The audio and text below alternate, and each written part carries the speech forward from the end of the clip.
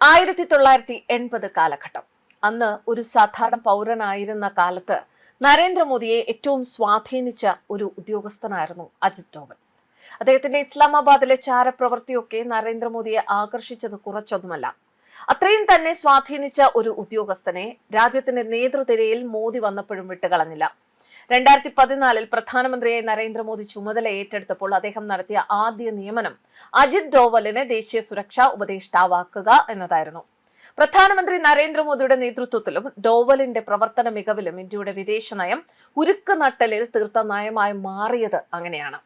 ഗുജറാത്തിൽ മന്ത്രിയായിരുന്ന കാലത്ത് ദേശീയ സുരക്ഷാ ഉപദേഷ്ടാവ് NSA അജിത് ഡോവലിനെ പരിചയപ്പെട്ട സന്ദർഭം ഓർത്തെടുത്ത് കേന്ദ്ര ആഭ്യന്തരമന്ത്രി അമിത്ഷാ 2026 ലോകമാന്യ തിലക് ദേശീയ പുരസ്കാരം ഡോവലിന് കഴിഞ്ഞ ദിവസം സമ്മാനിക്കുന്ന അവസരത്തിലാണ് അമിത്ഷാ അദ്ദേഹത്തെ പുകഴ്ത്തി സംസാരിച്ചത്.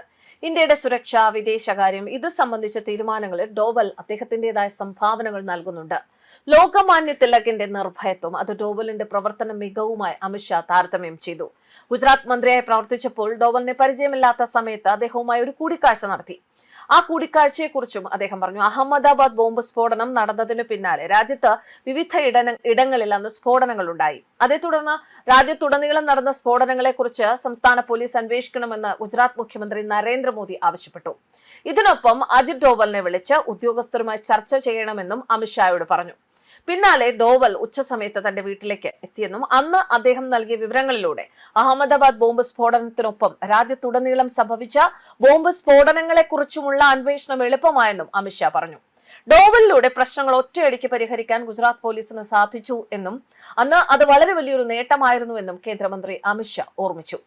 പാകിസ്ഥാന്റെ ആണവ പദ്ധതി കണ്ടെത്തിയ ഡോവലിന്റെ ഇസ്ലാമാബാദിലെ ചാരവൃത്തിയാണ് ഏറ്റവും കൂടുതൽ ചർച്ച ചെയ്യപ്പെട്ട സംഭവം. ഡി ദേവദത്തിന്റെ Ajit Doval on a mission എന്ന പുസ്തകത്തിൽ പാകിസ്ഥാനിൽ അദ്ദേഹത്തിന്റെ ധീരമായ പ്രവർത്തനങ്ങളെ കുറിച്ച് പറയുന്നുണ്ട്. അതിൽ പാകിസ്ഥാൻ ശാസ്ത്രജ്ഞരുടെ മുടി അദ്ദേഹത്തിന്റെ ദൗത്യത്തിന് വിജയത്തിന് കാരണമായെന്ന് എടുത്തു പറയുന്നു.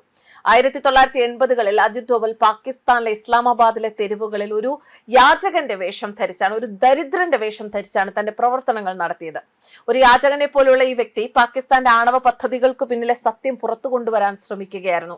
പാകിസ്ഥാനിലെ അജിത് ഡോവൽ ഒരു യാചകനെ പോലെയായിരുന്നു. തെരുവുകളിൽ ചുറ്റി നടന്ന് നാണയങ്ങൾ ശേഖരിക്കുകയായിരുന്നു പതിവ്. മുഷിഞ്ഞ വസ്ത്രം ധരിച്ചിരിക്കും. ഡോവലിന് ഏറ്റവും സുരക്ഷിതമായ ഗവേഷണ മേഖലയ്ക്കുള്ളിൽ നിന്ന് പാകിസ്ഥാന്റെ ആണവ ഉദ്ദേശങ്ങൾ കണ്ടെത്താനുള്ള ചുമതലയായിരുന്നു. ഇന്റലിജൻസ് ബ്യൂറോയിലും സിക്കിം മിഷനിലുമുള്ള പ്രവർത്തനത്തിന് ആദരിക്കപ്പെട്ട ഡോവൽ ചെറുപ്പത്തിലെ ഇസ്ലാമാബാദിലെത്തി. 1980കൾ പാകിസ്ഥാൻ ആണവായുധങ്ങൾ സ്വന്തമാക്കാൻ ദൃഢനിശ്ചയം ചെയ്ത കാലഘട്ടം കൂടിയായിരുന്നു.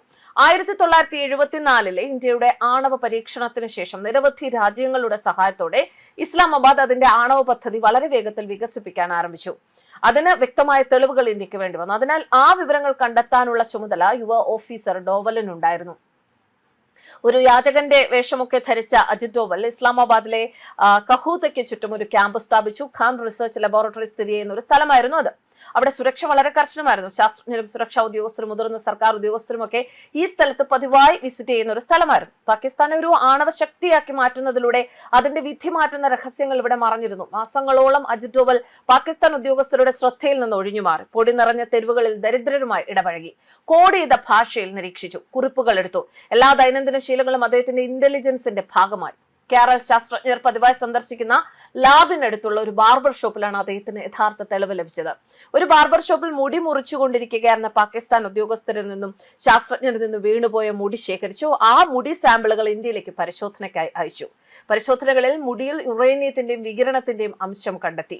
പാകിസ്ഥാൻ ആണവായുധങ്ങൾ വികസിപ്പിക്കുന്നുണ്ട് എന്ന് ഇത് വ്യക്തമാക്കുകയായിരുന്നു. ഇന്ത്യയുടെ ദേശീയ സുരക്ഷാ തന്ത്രത്തിന് വിവരങ്ങൾ നിർണായകമായിരുന്നു. ഇസ്ലാമാബാദിലെ ഒരു സലൂണിൽ നിന്ന് മുടി ശേഖരിക്കുക എന്ന ലളിതമായ ജോലി പോലെ തോന്നാം, പക്ഷെ വാസ്തവത്തിൽ അത് ഒരു പ്രധാന ദൗത്യമായിരുന്നു. അപകടത്തിന്റെ നിഴലിലാണ് അദ്ദേഹം 6 വർഷത്തോളം ജീവിച്ചത്.